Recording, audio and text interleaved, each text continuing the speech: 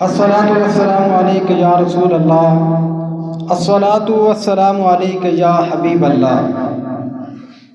ما آتاکم الرسول فخذوہ وما نہاکم عنہ آمنت باللہ صدق اللہ العظیم۔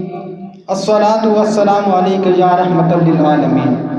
صدر مجلس، جملہ اساتذہ کرام، حاضرین و سامعین محفل، اللہ کریم کی بارگاہ میں صدق کے دل سے دعا ہے کہ ہماری آج کی اس حاضری کو شرف قبولیت کا درجہ عطا فرمائے۔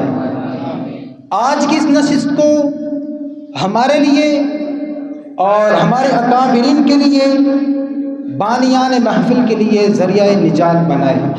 عزیزان اسلام، کائنات عالم میں کوئی بھی ایسی چیز نہیں جو اپنا تاریخی پس منظر نہ رکھتی ہو۔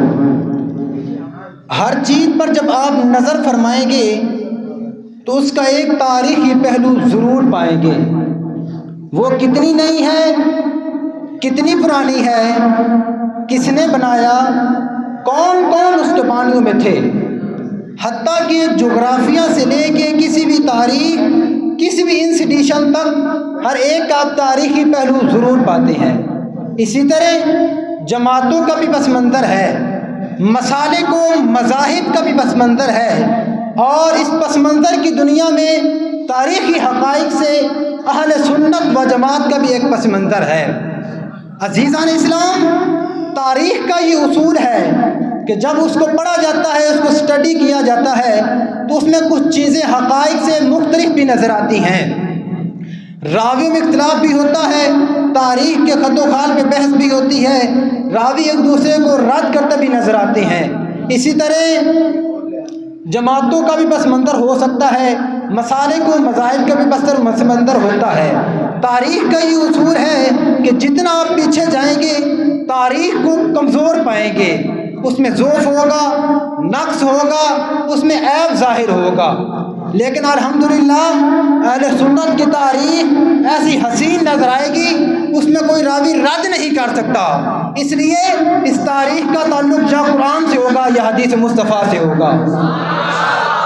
اس تاریخ کا حسن یہ ہے کہ پہلے والا راوی بعد والے سے، پہلے والا مرکز بعد والے سے زیادہ قوی، مضبوط و اعلیٰ نظر آتا ہے۔ اس تاریخ کا حسن یہ ہے کہ آپ 80 کی دہائی میں آئیں گے تو آپ کو لاہور کی دھرتی میں دارالعلوم جامعہ رضویہ میں علم و حکمت کا تاجدار مصطفیٰ کریم کے عشق و محبت میں علم و عرفان سے شمع جلاتا نظر آئے گا۔ اپنے اور بیگانے اس کو غلام سرور قادری کے نام سے یاد کرتے نظر آئیں گے۔ یہ تاریخ یہ بتاتی ہے کہ آپ جتنا پیچھے جائیں گے اس میں اتنا ہی حسن ملتا جائے گا۔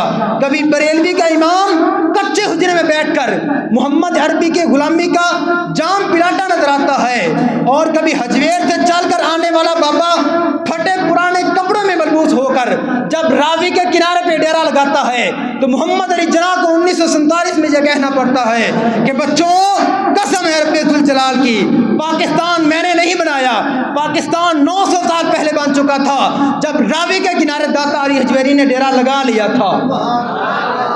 آپ کو تو یہ تاریخ آواز دے کے کہہ رہی ہے، دارالعلوم جامعہ رضویہ میں آنے والوں، میرے نبی کے غلاموں، یہ تاریخ یہ بتا رہی ہے کہ مولوی نذیر حسین کی صورت میں دو تعلق مکہ مدینہ سے تعلق رکھنے کی بجائے انگریز کے دسترخوان پہ درندوں کی طرح پال رہا تھا، اپنے لیے مخصوص القاب، مخصوص الفاظ حاصل کرنے کے لیے لائن میں لگا ہوا تھا۔ جب وہ لوگ انگریز کے دسترخوان پہ پال رہے تھے تب بھی تیرا احمد رضا کچے حجرے میں بیٹھ کر یہی کہہ رہا تھا، کرو مد اہل دبل رضا، پر اس بلا میں میری بلا، میں گدا ہوں اپنے کریم کا، میرا دین پارانا نہیں۔